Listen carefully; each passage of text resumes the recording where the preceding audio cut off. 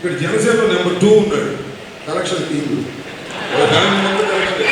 నాకు తెలుసు, ఇప్పుడే కాదు అప్పుడు కూడా, నాకన్నా మీకు బాగా తెలుసు. వాళ్ళ ఫ్యామిలీ మెంబర్లు అందరూ ఫుల్ కలెక్షన్, రెండు పనే రాష్ట్ర వ్యాప్తంగా కలెక్షన్. అసలు కలెక్షన్ టీము జనసేనలో మన గురుగారే, మీ గురుగారే ఎక్కడైనా కలెక్షన్ చేస్తారు. మీ చెప్పలేక నాకు అర్థం కాలేదు.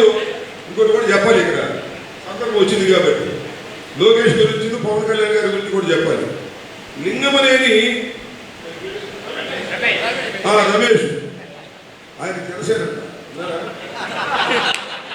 ఆయన జనసేనలో జన సైనికుడు అంట. ఆ జనసేన కోసం కష్టపడినటువంటి వ్యక్తి అట. అందుకని ఆయన రాజ్యసభ పంపించారంట. నమ్మాలి, కష్టపడితే రాజ్యసభ రావయ్యా, కష్టపడి వస్తాయా, ఫలాలు ఇవ్వాలి, ఇల్లు ఇవ్వాలి, అప్పుడైతే వస్తాయి. ఇది కష్టపడితే రావు తెలుగుదేశంలో.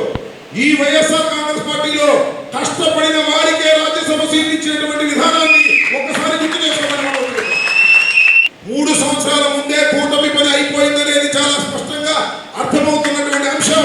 అందుకోసమే మన గొడ్డల పార్టీ, పొలుగు పార్టీ, పాల పార్టీ అని పిచ్చి పిచ్చి పేర్లు పెట్టి వ్యవహరిస్తున్నాడు నారా చంద్రబాబు నాయుడు గారు.